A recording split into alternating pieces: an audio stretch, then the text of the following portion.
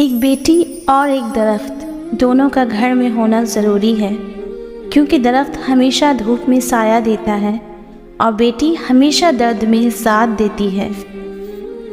جب کوئی انسان ناراضگی دور کرنے کے لیے پہل کرتا ہے تو اس کا ہرگز یہ مطلب نہیں کہ وہ غلط تھا، بلکہ اس کا مطلب یہ ہے کہ اسے انا سے زیادہ رشتے عزیز ہیں۔ اچھی لوگوں سے بھی غلطیاں ہو جاتی ہیں، اس کا مطلب یہ نہیں کہ وہ برے ہو گئے، بلکہ اس کا مطلب یہ ہے کہ وہ بھی انسان ہیں۔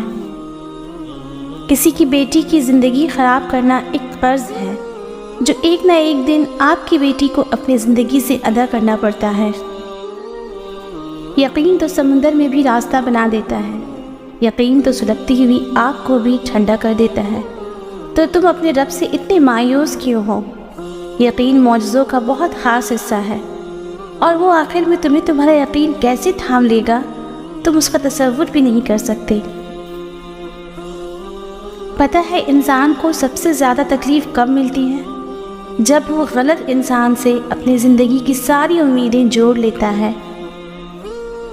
سچا، اچھا اور بہترین دوست وہ ہوتا ہے جو خود تو آپ کو جو مرضی کہے، مگر جب کوئی اور آپ کو کچھ کہے تو اس وقت وہ آپ کا سب سے بڑا حامی ہو۔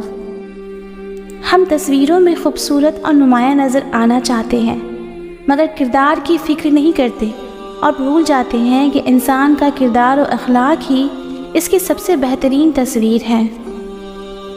تکبر شہرت کا ہو، عزت کا ہو، دولت کا ہو، طاقت کا ہو، علم کا ہو، حسن کا ہو، حسب و نسب کا ہو، حتیٰ کہ تقوی کا ہی کیوں نہ ہو، انسان کو رسوا کر کے ہی چھوڑتا ہے۔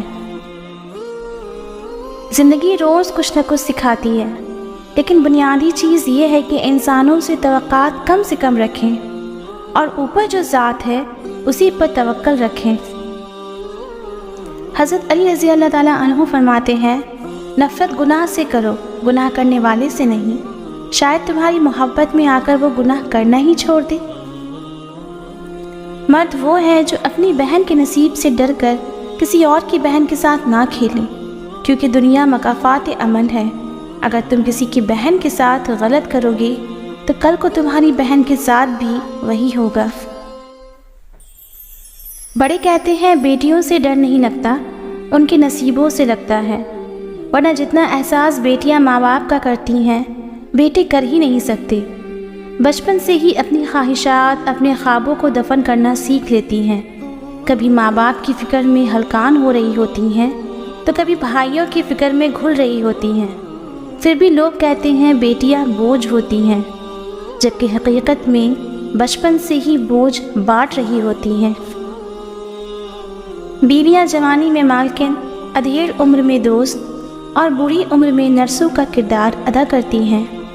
حضرت علی رضی اللہ تعالیٰ عنہ فرماتے ہیں، جو دعا سے بھی نہیں مل رہا ہو تو سمجھ جاؤ کہ اللہ نے اس سے بہتر آپ کو عطا کرنا ہے۔ کسی سے محبت ہونے لگی تو صدقہ دو، محبت ہوئی تو مل جائے گی، اور اگر بلا ہوئی تو ٹل جائے گی۔ میں جب بھی پریشان اور بے سکون ہو جاؤں، اللہ پاک کی عبادت کر کے ایسا محسوس ہوتا ہے کہ میرا اللہ مجھ سے ہم کلام ہو کر کہہ رہے ہوں کہ غم نہ کرو، میں ہوں نا۔ ایک نماز میں اگلی نماز کی توفیق مانگنے سے بہتر کوئی دعا نہیں۔